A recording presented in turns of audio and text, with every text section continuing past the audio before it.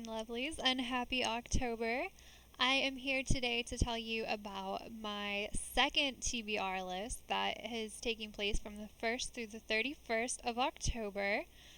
It is called the Trick or Treatathon, like read instead of treat. I am very excited to be taking part in this readathon. I'm sorry. It's so cold in here. So I actually had grandiose plans to make this whole video based around the aesthetic of the Trick or Treatathon, and I printed out the prompt list and I'm going to go all out and try a new costume for the year. I was going to try Man in Blackbeak from Throne of Glass. I thought that would be really fun, and I was going to do like the whole red cape and everything, bold smoky eye, whatever. But then I made the mistake of leaving every window in my house open while I was out, and I came back when the sun went down, and it's so cold, and all I want to do is wear my nice comfy sweatshirt and curl up in my fuzzy chair with my rose mint tea. I guess if we want, we can just pretend that this is my costume and I'm just like a Slytherin casually hanging out in her common room that is way too Hufflepuff, but it's fine. I come prepared this time, I think. We'll see. I printed out the readathon prompts, and I also printed out my favorite quote from Anne of Green Gables. It says, "I'm so glad to live in a world where there are Octobers." And I got this from Brendid, and I am going to hang it up on my wall. Let's get into the prompts. Alright, first up we have number 1, which is Witch. To read a book with a female lead who will probably hex you if you mess with her. Now, I did try and match the species with just a couple of these. For Witch, I want to read Blood and Honey, which is it's by Shelby Mahurin, and it is the sequel to Serpent and Dove. And I picked this because Lou is the female lead of this. I believe it's a dual POV. The last one that I listened to was an audiobook, but I think it's Lou and Reed as a dual POV. So Lou is the female lead, and she would absolutely hex you if you messed with her, and she is actually a witch. So I thought that would be perfect. Can't even explain how excited I am to read this book. I loved the first one. I listened to the whole thing in under 2 days, and I pre-ordered this one, so I got it on the first week of September. And I also just got my pre-order goodies in an email, and she said not to click the attachment with all of the pre-order goodies until after you read the book. So I'm really glad that I'm reading it this month, because I don't know if I have the willpower to just let it sit in my inbox for an indefinite amount of time and not know what's in there. Let's see what's next. Prompt 2 is Vampire. Read a book with a love interest that you shouldn't meet in a dark alley, but you want to. So this one was difficult because I had a pretty decent list of books that I wanted to read this month. I'm actually really excited about a lot of them, but surprisingly I'm not super hyped about a lot of the love interest in these. This is really confusing because that you shouldn't meet in a dark alley but you want to, and I put Avatar: The Last Airbender, The Promise. I'm really confused about why I put that. Because this was 3 a.m. and I'm pretty sure I may have had some wine while I was writing this list, and I'm pretty sure I forgot that it's not canon for Zutara, and I was definitely thinking of Zuko because, yes. Oh, anyway, I am going to cross that one out actually and use Crooked Kingdom by Leigh Bardugo, because it was supposed to be a September book, but I didn't actually start it until the last day of September, or like right after midnight on October 1st. I will definitely pick Crooked Kingdom because that really applies to almost all of them. Maybe not Wylan, because he doesn't seem scary in the same way as the others, but I feel like also he could be really frightening with his explosives. So maybe, I guess, all of them. I really love every single character in this book, you guys. Like, this is October 3rd, and I'm already this far into the book. Oh no. Okay. I'm loving it. I'm almost halfway done. And the sexual tension between every couple or pair in this book is, and the slow burn. It's amazing. Like, honestly, I've been reading The Bone Witch still, and I'm still only 80% done for an entire month. And this one feels so good to, like, get back into reading, get out of that slump. I'm so happy. Anyways, we're going to go with that for vampire. That makes a little bit more sense to me. Oops. Then for prompt 3, we have a werewolf, or read a book only at night. For this prompt, I picked Lobizona by Romina Garber, which I pre-ordered when it came out in, was it August? I've lost all track of time, but I did get this book as a pre-order, and it came with pre-order goodies, which were 5 book buttons / pins, and then I got an autograph from Romina. So that was awesome, and I'm so excited for that, and I'm so excited to finally read it. But it is based on, I believe, Argentinian mythology or legend of Lobizona, which is kind of comparable to an American werewolf, I believe that she said, or like what we kind of have for mythology for werewolves, although it's definitely more in depth and complicated. There's something about like a 7th son or a 7th child and things like that. So I don't know a lot. Again, on this channel you won't really get a full synopsis going into what the books are about, because most of the time, unless it's a sequel, I have no idea what the book I'm holding is about, and I just dive into it. I don't like to read the synopsis. I like to be surprised. Prompt 4 is Ghost. It's to read a book set in a place that you would want to haunt. So for this one, I picked Dragonfly and Amber by Diana Gabaldon, which I don't have yet. I will have a physical copy. I'm actually super surprised by how many physical copies I'm managing to have this month, because last month all I had was Game of Thrones. So this is really nice. But I will be picking it up from the library anytime before October 7th, because then I will lose it. So I need to get my butt in the car and get it from the library. So I picked Dragonfly and Amber because it's based in Scotland, which I don't know that I'm actually Scottish. I think I am about 1/3 Irish, and I want to go to Ireland so badly.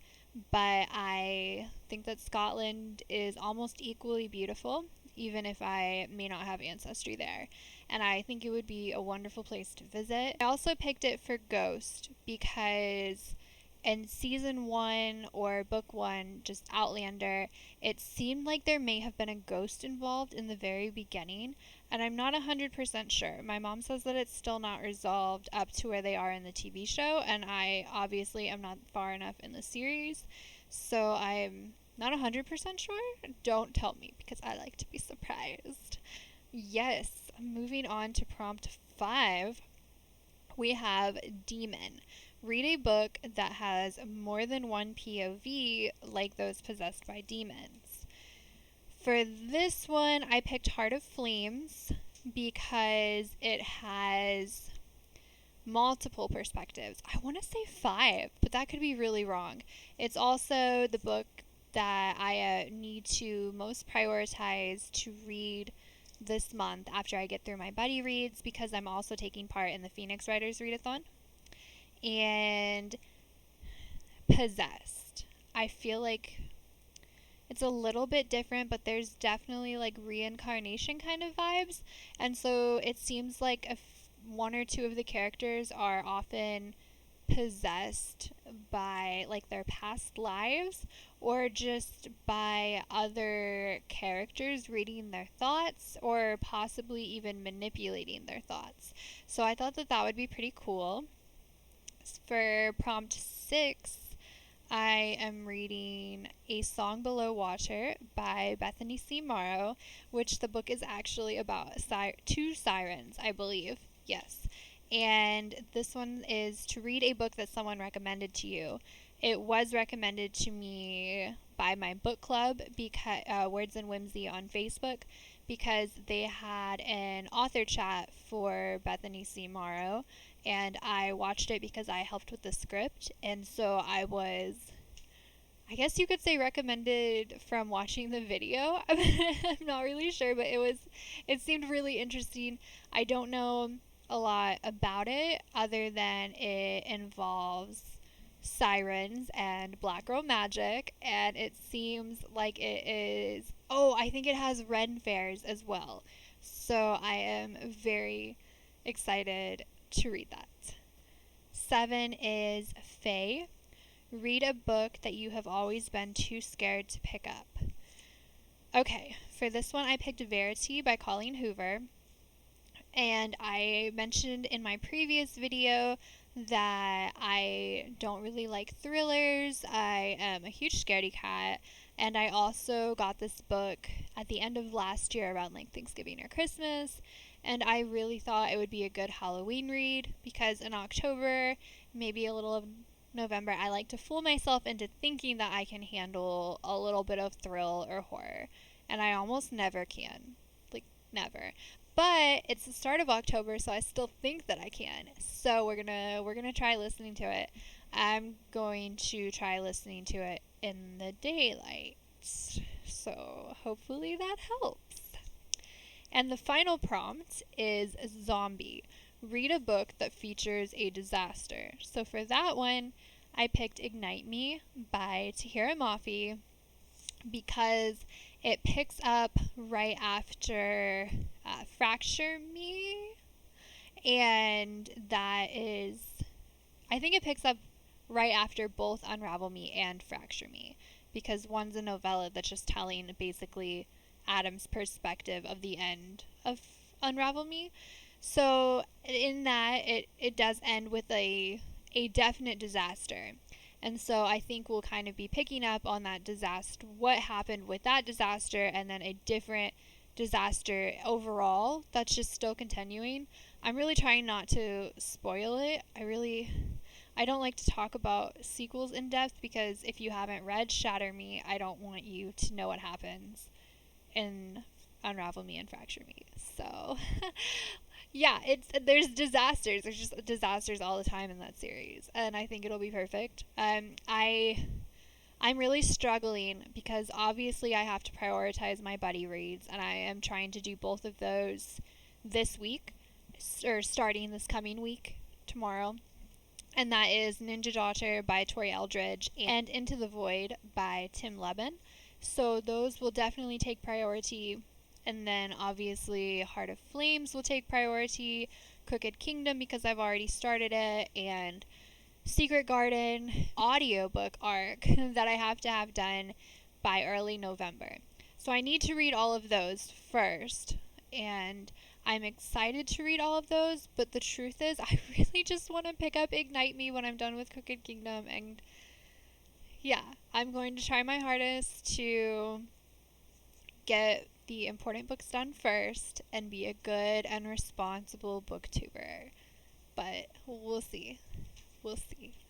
So that's all of the books that I have for the Trick or Treat-a-thon. Although I did want to read off to you guys who the hosts are with this readathon. It looks like there are 8 hosts, and you can find them on Twitter at Trick-Treat-a-thon.